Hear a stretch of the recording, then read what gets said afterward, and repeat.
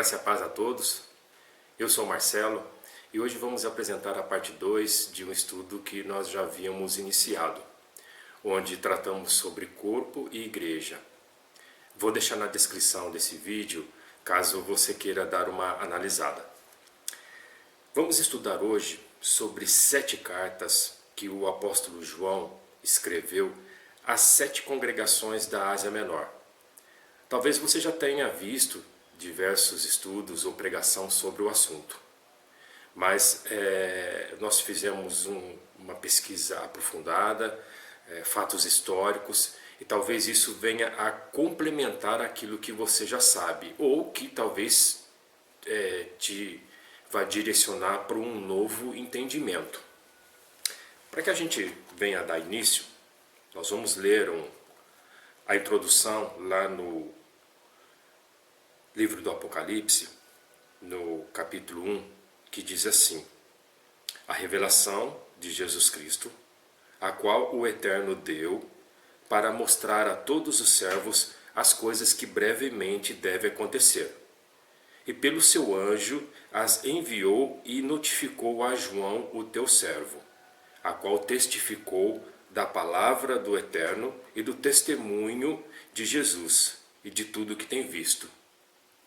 Preste bem atenção agora. Bem-aventurado aquele que lê e ouve as palavras desta profecia e guardam as coisas que nela está escrito, porque o tempo está próximo.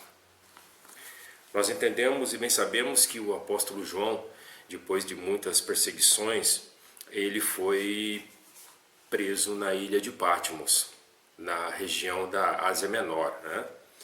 E ali ele teve uma revelação, na qual assim ele escreveu 7 cartas para 7 congregações, que seria da cidade de Éfeso, Esmirna, Pérgamo, Tiatira, Sardes, Filadélfia e Laodiceia. Como são muitas anotações, muitos fatos históricos, eu vou ter que ler alguma coisa, até porque a gente não consegue decorar tudo. Nós vamos dar início então à primeira carta endereçada à congregação de Éfeso. Está lá no livro de Apocalipse, no capítulo 2. Vale ressaltar que Éfeso é uma cidade, ou seja, é a mais antiga do mundo naquele período. E foi a primeira carta que João escreveu.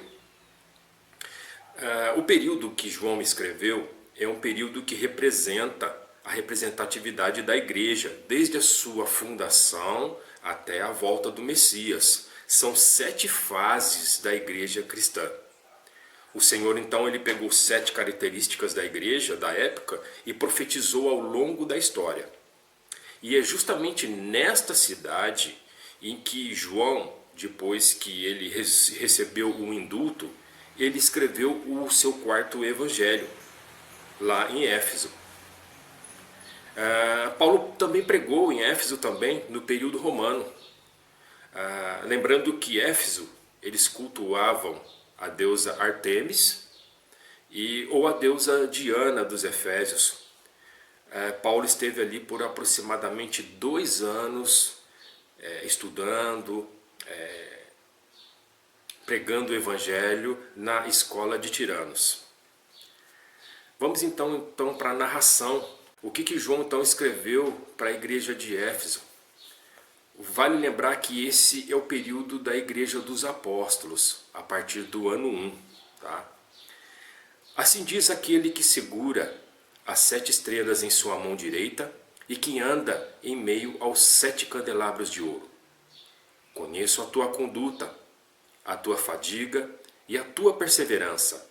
Sei que não podes suportar os malvados. Puseste à prova os que diziam apóstolos e não são, e descobristes que são mentirosos. Vale lembrar que só existe apóstolo agora, somente os 12 apóstolos. Tem muita gente hoje se intitulando apóstolo. Eu não creio que existe apóstolo em nossa era agora, porque se existisse apóstolo, a igreja ela seria diferente. Tá? Eu não vou entrar nesse mérito da questão agora. És perseverante, pois sofreste por causa do meu nome, mas não esmoreceste. Devo reprovar-te por teres abandonado o teu primeiro amor. Olha aí. Lembra-te, pois, de onde caíste. Converta e retome a conduta. Do contrário, virei até ti, removerei o teu candelabro da tua posição. Tens de boa conduta, pois detesta os nicolaítas. Nicolaíta significa, em grego, nico, subjugar, e laos, os leigos. Nicolaítas são doutrinas que até nos dias de hoje ainda se aplica, tá? em diversas religiões. Para finalizar essa carta, ele escreveu: ao vencedor concederei comer da árvore da vida. O interessante é que depois que eu li essa passagem sobre que ele vai conceder para essa igreja comer da árvore da vida, nós vamos retroceder um pouquinho lá no livro de Gênesis, mais precisamente no capítulo de número 3, no versículo 22. Olha só. Então diz o Senhor: eis que o homem é como um de nós, sabendo entre o bem e o mal. Para que não estenda a tua mão e tome e coma da árvore da vida, o Senhor Deus, pois, lançou fora do jardim do Éden para lavrar a terra e o que fora tomada. E havendo lançado fora, pôs querubins no oriente do jardim, tá, com uma espada inflamada para guardar o caminho da árvore. O interessante é que nessa igreja, nessa carta, o Senhor ele concede ao vencedor comer o fruto da árvore da vida.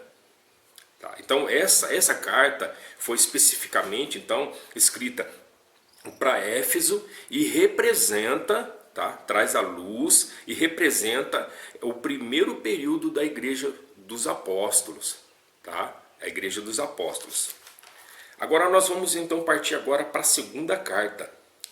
A segunda carta que João endereçou à igreja de Esmirna. Também está lá no livro de Apocalipse, no capítulo 2. Aqui já começa o período da igreja do sofrimento, a partir do ano 170. Tá? Falando um pouquinho sobre fatos históricos, Esmirna é uma cidade turca hoje, chamado Izmir. É a terceira cidade turca. Infelizmente pouco se sobrou da cidade antiga. Nos 3 primeiros séculos, os cristãos foram perseguidos e martirizados nesta cidade. Lá nasceu Policarpo. Policarpo foi um discípulo de João. Ele foi capturado pelo governador Marco Aurélio. E por se recusar em negar a sua fé, ele foi queimado vivo. Olha só. Então a segunda carta já começou então a igreja do sofrimento, a perseguição. Tá? Vamos lá então para o que relata essa carta de Esmirna. Assim diz o primeiro e o último, aquele que esteve morto, mas voltou à vida. Conheço a tua tribulação, a tua indigência, és rico, porém, e as blasfêmias de alguns que se afirmam judeus, mas não são, pelo contrário, são da sinagoga de Satanás. Não temas medo do que irá sofrer. Eis que o diabo, o vosso adversário, vai lançar alguns de vós na prisão para ser postos à prova. Tereis uma tribulação de 10 dias. Mostra-te, pois, fiel até a morte, e eu te darei a coroa da vida. Ao vencedor, de modo nenhum será lançado fora e será lesado da segunda morte. Então esta é a segunda carta, tá? Aí que já começou a igreja do sofrimento. Nós entrando agora na terceira carta, que foi endereçada à igreja de Pérgamo, também está lá no capítulo 2 de Apocalipse. Aqui já começa a igreja casada, a igreja religiosa, a partir do ano 315. Pérgamo, ela foi fundada pelo rei Eumenes. Ele quis fazer uma grande biblioteca nesta cidade. E no Egito, lá no Egito Antigo, todos os escritos eram feitos em papiro. E Eumenes ele não queria trazer esses papiros do Egito para assim fazer uma grande biblioteca. Então surgiu a ideia de se tirar o couro dos animais e assim escrever nesse couro. E aí ficou conhecido como pergaminho. Então, por ter muito pergaminho, porque ele criou uma grande biblioteca, o pergaminho então deu o nome na cidade que passou a se chamar Pérgamo. Pérgamo vem de pergaminho. Tá? Nela foi construída também o maior teatro do mundo inclinado, tá? Um teatro de 70 graus. Lá também tinha o templo ao imperador Trajano e um altar a Zeus. Quem morava em Pérgamo tinha que aceitar os imperadores como Deus, olha só. Lembrando que Constantino foi o primeiro imperador romano que se intitulou cristão. Usou a astúcia da política e da religião, que já estavam cansados de tanta perseguição, tá? Usando a filosofia greco-romana, mistificando naquilo que ainda hoje nós ouvimos. Deus é um só, não importa a religião. Pura farsa satanista. Tá? O eterno... Deuses existem vários, porque Deus é título, Deus não é nome, mas o eterno, o Criador é apenas um. E ele abomina, se nós formos estudar, aplicar, se nós formos ver fatos históricos, diversas coisas hoje que é introduzido hoje dentro das religiões, o eterno Criador ele abomina. Essa terceira carta, então, já é o período da igreja casada, tá? A igreja que se aliou com o Estado. Assim diz aquele que tem a espada afiada de 2 gumes: sei onde moras e onde está o trono de Satanás. Olha aí. Tu, porém, segura firme o meu nome e não negaste. Ainda tem um pequeno remanescente ainda que segura a fé no Salvador. Nem mesmo nos dias de Antipas, minha fiel testemunha, que foi morto junto a vós, onde habita Satanás. Tenho, contudo, algumas reprovações a fazer. Tem aí pessoas que seguem a doutrina de Balaão, tá? A qual ensinava Balaque a lançar uma pedra de tropeço aos filhos de Israel, para que comessem de carnes sacrificadas aos ídolos e se prostituíssem. Do mesmo modo, tem pessoas que seguem a doutrina dos nicolaítas, aí novamente a doutrina dos nicolaítas.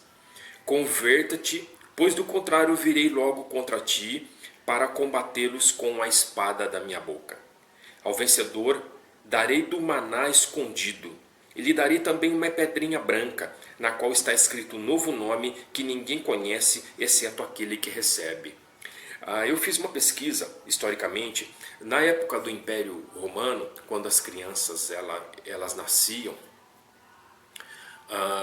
todas as crianças elas recebiam uma pedrinha branca, e ali era escrito o nome da criança, para poder testificar que o pai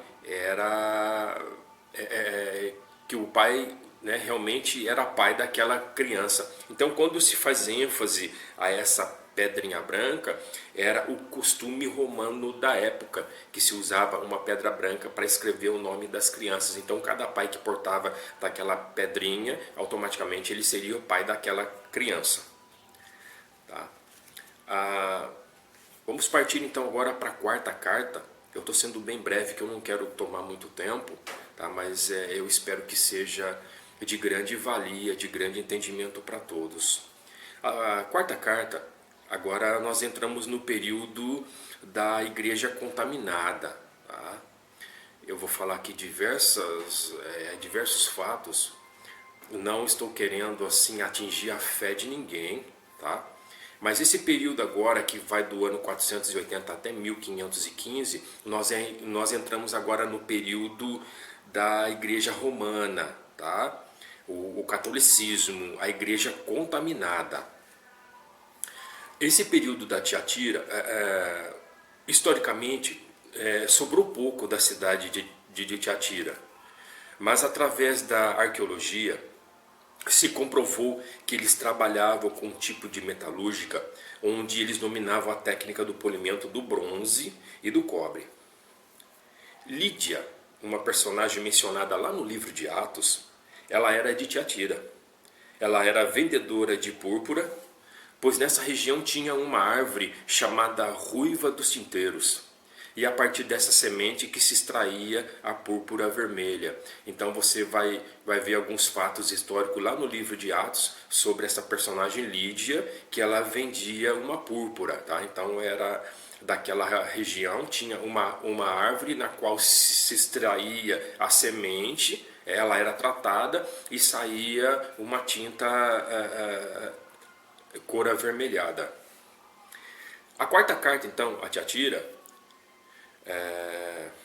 João escreve da seguinte forma: assim diz o filho de Elohim, cujos olhos são como chamas de fogo e o pés semelhante ao bronze. Olha aí, então já está dando ênfase àquela metalúrgica lá que eles poliam o bronze e tal, né? Então aqui dá referência que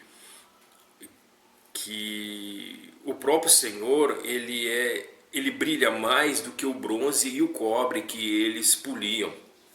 Conheço da tua conduta, do amor, da fé, da dedicação, da perseverança e as tuas obras mais recentes, ainda mais numerosas que as primeiras. Mas tenho contra ti que toleras Jezabel, mulher que se diz profetiza, ensina e engana os meus servos para se prostituírem e coma dos sacrifícios da idolatria. Tá aí, ó, entrou a idolatria pesada dentro das religiões, tá? Deles prazo para que se arrependessem, porém não quer se arrepender da tua prostituição. Esse termo prostituição não quer dizer ato sexual, tá? É prostituir a palavra, é deturpar a palavra, tá? Eis que vou lançá-los num leito, e os que com ela cometem adultério, numa grande tribulação, a menos que se convertam da tua conduta. Ferirei de morte os seus filhos, e todas as igrejas saberão que eu sou aquele que sonda as mentes e os corações, e darei a cada um de vós segundo as vossas obras. Então este aqui é o período então da igreja contaminada. Tá?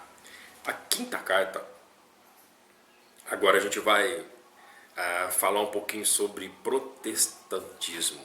Foi intitulada a Igreja de Sardes. Esse é o período a partir do ano 1500, 1600. Agora já está lá no livro do Apocalipse, capítulo 3. Essa aqui já é o período da Igreja Reformada. Tá? Sardes. Em Sardes tinha uma comunidade de judeus que eles eram muito poderosos economicamente. E em Sardes, nas suas lápides, tal, tinha muitos títulos com nome escrito temente. E pesquisando, naquele período existia 3 classes de judeu: os judeus de nascimento, os prosélitos é aqueles que se convertiam ao judaísmo e eles eram circuncidados. E a terceira classe é a classe desses tementes ou piedosos. Era um grupo que amava o judaísmo, eles eram temente, mas eles não aceitavam passar pelo processo da circuncisão. Havia-se uma polêmica se um temente ele poderia ser ou não filho de Abraão. Por isso vemos no livro de Atos um conflito entre Paulo e Pedro a respeito da circuncisão. Tá? Então é sobre esses tementes ou piedosos, tá? Que eles amavam a doutrina, porém eles não aceitavam ser circuncidados. Essa quinta carta, que é endereçada à igreja de Sardes, como mesmo eu disse, é o período da Igreja Reformada. Antes que eu venha ler a carta, eu quero ler alguma passagem sobre reformadores. Tá? Os reformadores ou protestantes saíram da Igreja Papal, mas trouxeram consigo muitas doutrinas pagãs. Doutrinas essas que são ensinadas com tal força e convicção que continuam sendo consideradas verdades absolutas desde o tempo que contaminaram as doutrinas verdadeiras dos apóstolos.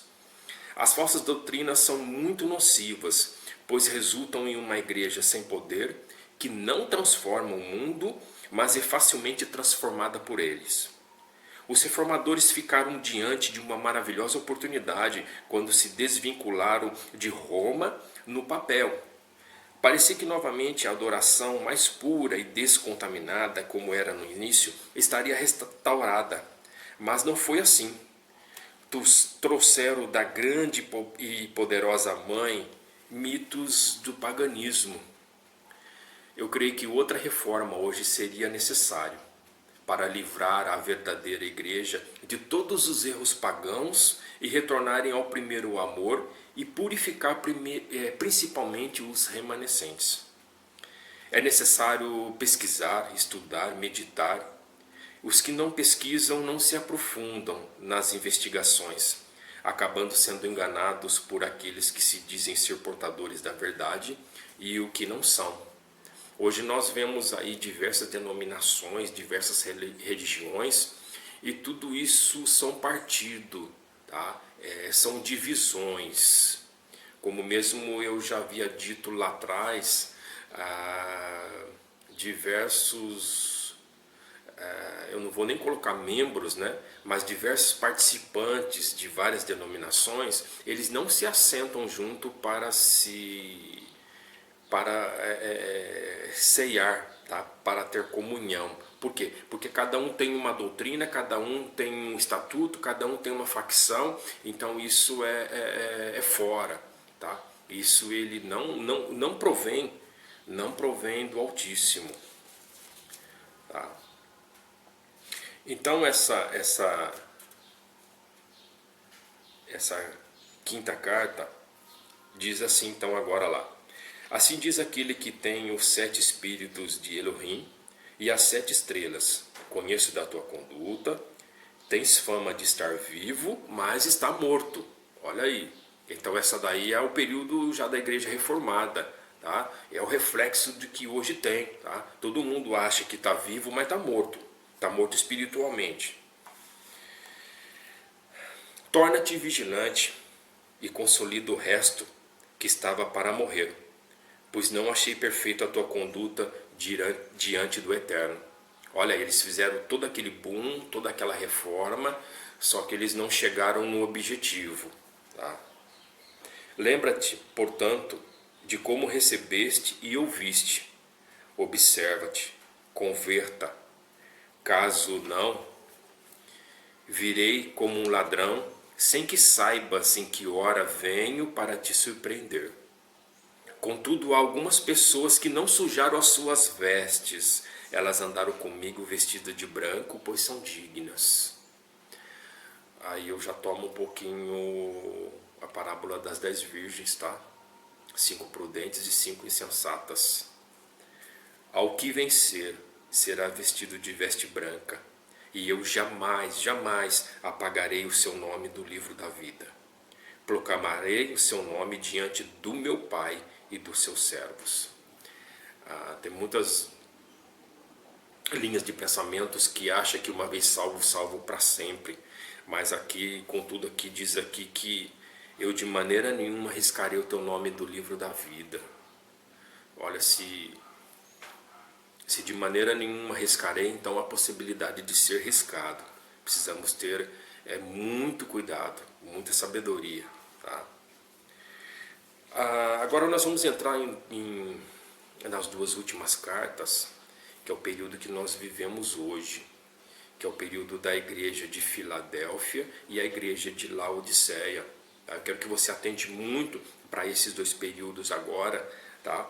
A 6ª carta, que foi escrita a igreja é de Filadélfia. Filadélfia é uma cidade turca, chamada Ixri. Ela fica abaixo dessa cidade porque pouco se sobrou, porque o piso da cidade atual ela foi elevada. Então a cidade antiga de Filadélfia ela foi completamente soterrada. Ela tem muito a ver com o amor fraterno. Ela está relacionada a dois nomes importantes. O Eumenes, aquele mesmo lá de Pérgamo, e o seu irmão Átalo. Os dois eles eram muito unidos. E com a morte de Átalos, a ligação entre eles era muito forte. Então o seu irmão ele decidiu colocar o nome dessa cidade de Filadélfia, que em grego significa amor fraterno. É aquele amor íntimo de irmão para irmão. É o mesmo amor que nós deveríamos ter uns pelos outros. Parece ironia, mas é o mesmo lugar. O mesmo lugar que se chama amor fraterno é onde sofreu a maior quantidade de terremoto em todo o período antigo da Ásia Menor. Vamos tomar por base se hoje a unidade está cada vez mais abalada por terremoto social, né? O amor está esfriando. Então isso casa muito bem com esse período da igreja de Filadélfia, que é uma igreja do lado de fora, né? É a igreja do amor fraterno. Essa é a igreja do arrebatamento. Tá? Ela tem uma sombra, ela tipifica a igreja do arrebatamento. E nessa carta João escreveu da seguinte forma: assim diz o santo verdadeiro, aquele que tem a chave de Davi, aquele que abre e ninguém fecha, e fechando ninguém abre.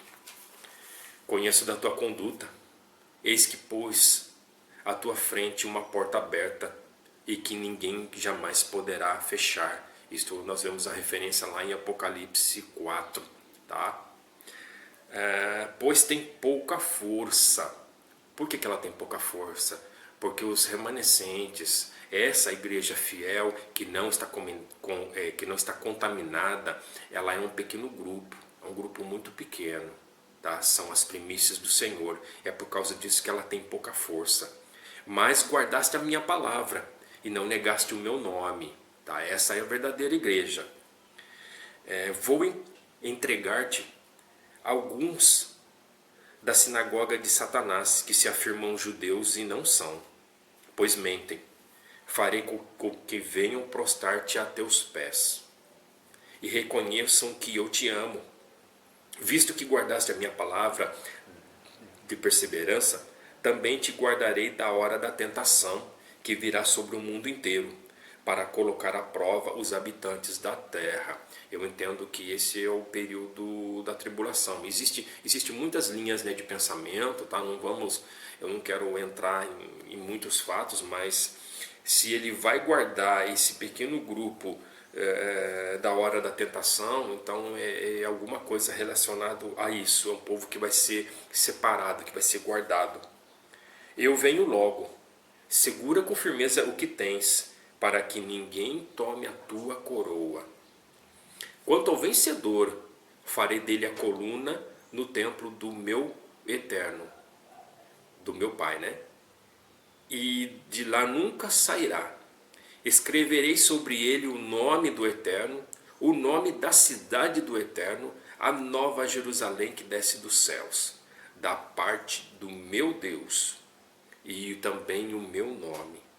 Então essa carta, ela tipifica a igreja de Filadélfia, o período que nós vivemos hoje. É um grupo muito pequeno, tá? Como mesmo diz aqui, ele tem pouca força porque é um grupinho pequeno, tá? Que mantém viva a verdadeira igreja. É um pequeno grupo que ele tem levado como o Senhor Jesus como cabeça, como seu único pastor, aquele pastor que deu a vida pelas suas ovelhas, não esse monte de lobo que tem aí hoje, querendo comer as ovelhas, tragar as ovelhas. E por último, a sétima carta endereçada a congregação de Laodiceia. Na época grega, Laodiceia chamava Dióspolis, ou cidade de Zeus. Mas quando Etíoco Epifânio destruiu tudo que viu pela frente, ele ia destruir também a cidade de Dióspolis. Mas a sua esposa, chamada Laodice, gostou tanto da cidade que pediu para poupar a cidade.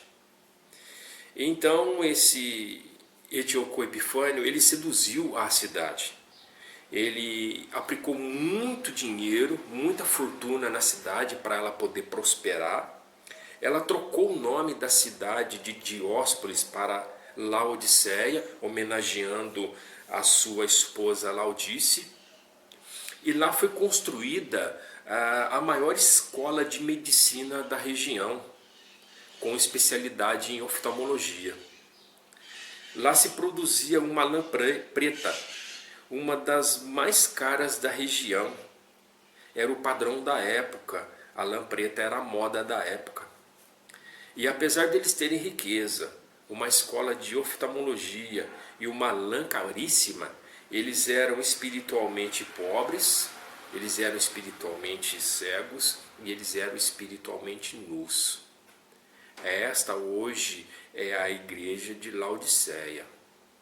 Tá?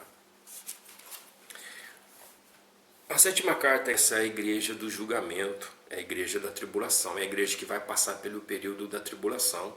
Tá? Eu entendo que a gente, pegando referência na parábola, né, das 10 virgens, tá? 5 prudentes, tá? 5 igreja de Filadélfia e 5 insensatas, 5 da igreja de Laodiceia.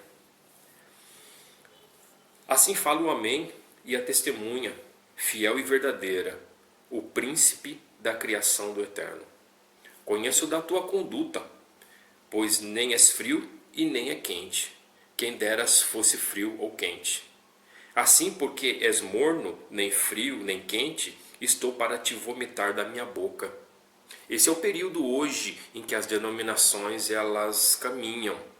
Eles não são frio e também não são quente. São tudo morno. Está todo mundo em cima, né, do muro, esperando por bênção, por prosperidade, por campanhas. Sabe? Eles não têm vínculo com o reino. Eles não têm o caráter de Cristo. Né? Pois dissestes que é rico e enriqueceste, e de nada mais precisa. Olha só, aí é aquela teoria da prosperidade, né? Não sabes, porém, que tu és infeliz, miserável, pobre, cego e nu. Tá? Essas denominações hoje, a gente se qualifica desse jeito aqui. Tá? Eles são miseráveis, eles são pobres, são cegos e são nu. Tá? Aconselho-te, compra de mim ouro purificado no fogo, para que te enriqueças. Olha só, grande parte vai precisar ser provado no fogo, tá?